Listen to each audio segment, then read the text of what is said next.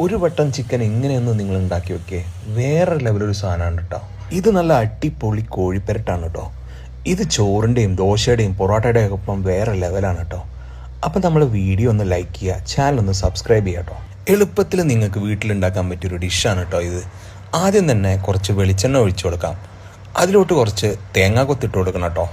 അത് ചെറുതായിട്ടൊന്ന് മൂപ്പിച്ചെടുക്കണം. അതിനുശേഷം കുറച്ച് കറിവേപ്പില ഇട്ട് കൊടുക്കാം.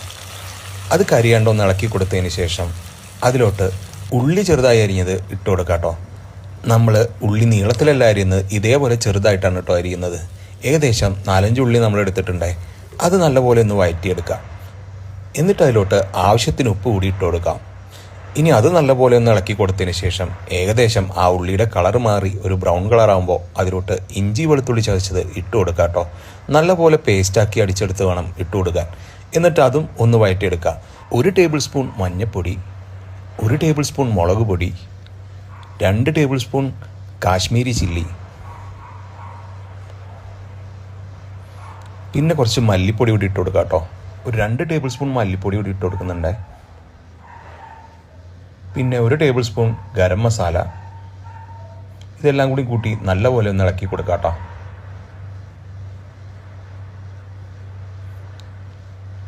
പൊടികളൊക്കെ ഒന്ന് വഴണ്ടി വരുമ്പോൾ നമുക്ക് അതിലോട്ട് ചിക്കൻ ഇട്ട് കൊടുക്കാം കേട്ടോ.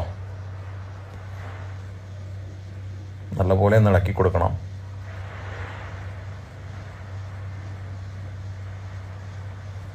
ഇനി അതിലോട്ട് ആവശ്യത്തിന് ഉപ്പിട്ട് കൊടുക്കാം കേട്ടോ. ഉപ്പ് നമ്മൾ നേരത്തെ ഇട്ട് കൊടുത്തിരുന്നു, അത് കുറവായതുകൊണ്ടാണ് പിന്നെയും കുറച്ച് ഉപ്പ് കൂടി ഇട്ട് കൊടുക്കുന്നത് കേട്ടോ. ഇനി അത് നല്ലപോലെ ഒന്ന് ഇളക്കി കൊടുക്കാം.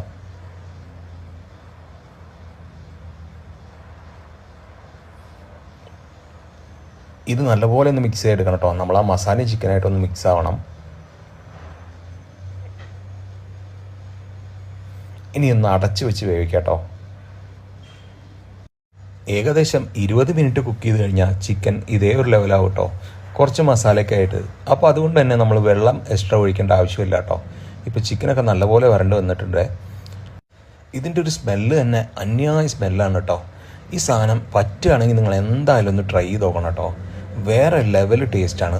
അതും പ്രത്യേകിച്ച് ദോശയുടെ ഒപ്പം പിന്നെ ചപ്പാത്തിയുടെ ഒപ്പമൊക്കെ കഴിക്കാൻ അന്യായ ടേസ്റ്റാണ് കേട്ടോ ഇത്. ഇപ്പം നമ്മൾ ചിക്കൻ റെഡി ആയി കഴിഞ്ഞു. ചിക്കൻ പെരട്ട് വേറെ പല രീതിയിലും ഉണ്ടാക്കാം കേട്ടോ. ഇത് നമ്മളെവിടെ ഉണ്ടാക്കുന്ന ഒരു രീതിയാണ് നിങ്ങൾക്ക് പരിചയപ്പെടുത്തിയത്. ഇതും അടാറ് ടേസ്റ്റാണ് കേട്ടോ.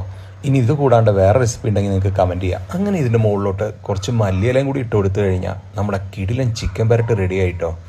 അപ്പം നിങ്ങൾ എന്തായാലും ഡെഫിനറ്റ് ആയിട്ട് ഈ സാധനം ഒന്ന് ട്രൈ ചെയ്ത് നോക്കണം കേട്ടോ. പിന്നെ നമ്മളെ വീഡിയോ ഒന്ന് ലൈക്ക് ചെയ്യുക. പിന്നെ ജസ്റ്റ് ഇഷ്ടപ്പെട്ട് കഴിഞ്ഞാൽ ഒരു കമൻറ്റ്